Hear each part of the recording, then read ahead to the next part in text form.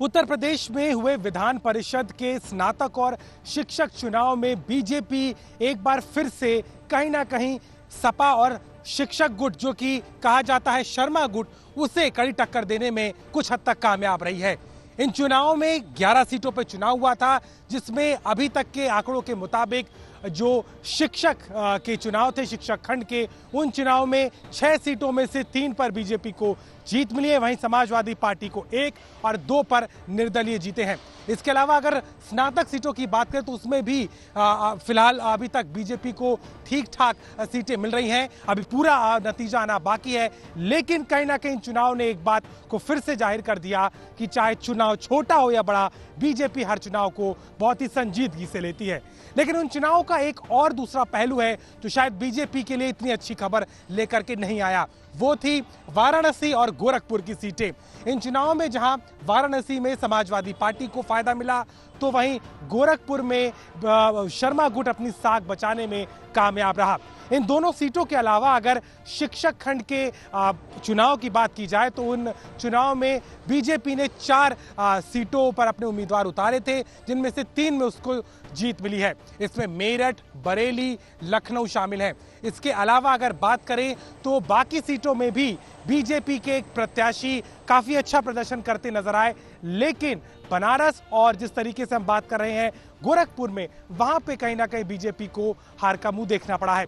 वहीं दूसरी बात एक और बहुत महत्वपूर्ण है, वो ये है कि इन चुनाव में शर्मा गुट, जिसको खास तौर पे पिछले 38 सालों से काफी जाना जाता था, उनके खुद के नेता ओम प्रकाश शर्मा मेरठ से अपनी सीट हार गए, जो कि साफ है कि बीजेपी ने उन चुनाव में कई हद तक शर्मा गुट के किले को तोड़ने का काम किया है।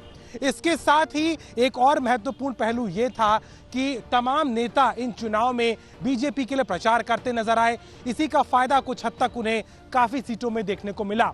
हालांकि बाद में जिस तरीके से वाराणसी और गोरखपुर की अगर हम बात करते हैं तो वहां पर समर्थित प्रत्याशियों को समर्थन देने का भी बीजेपी को फायदा नहीं मिला और सपा और शर्मा गुट के प्रत्याशी को वहां पर जीत मिली है।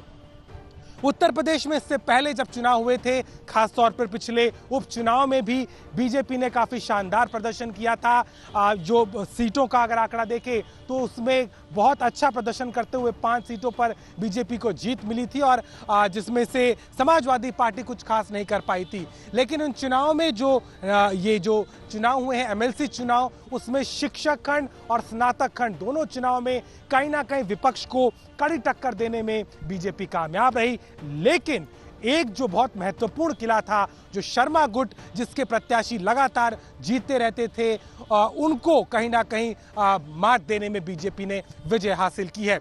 इन चुनाव में एक और महत्वपूर्ण बात यह थी, अगर खास तौर पे बात करें शिक्षक खंड के चुनाव की, तो बीजेपी ने जहां 4 सीटों पर अपने उम्मीदवार उतारे थे, 1 को समर्थन दिया था। लेकिन इसके साथ ही साथ अगर बात करें समाजवादी पार्टी और शर्मा गुट की, तो उन्होंने 6 की 6 जो सीटें थी शिक्षक खंड की, उस पर अपने प्रत्याशी उतारे थे।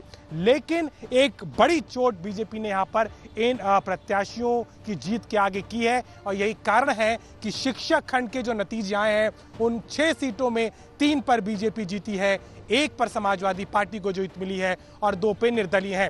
साफ तौर पर इस जीत से ये कहा जा सकता है कि उत्तर प्रदेश हो या प्रदेश का कोई और चुनाव, निकाय चुनाव, ग्राम पंचायत, विधानसभा, यहां तक कि लोकसभा, सभी चुनाव में बीजेपी पूरी संजीदगी के साथ लड़ती नजर आती है। यही कारण है कि कोई भी चुनाव बीजेपी की नेताओं के मुताबिक, उनके नेतृत्व के मुताबिक छोटा या बड़ा नहीं होता। चुनाव सिर्फ चुनाव है और इसका पूरा फायदा बीजेपी सभी चुनाव में लेती नजर आती है।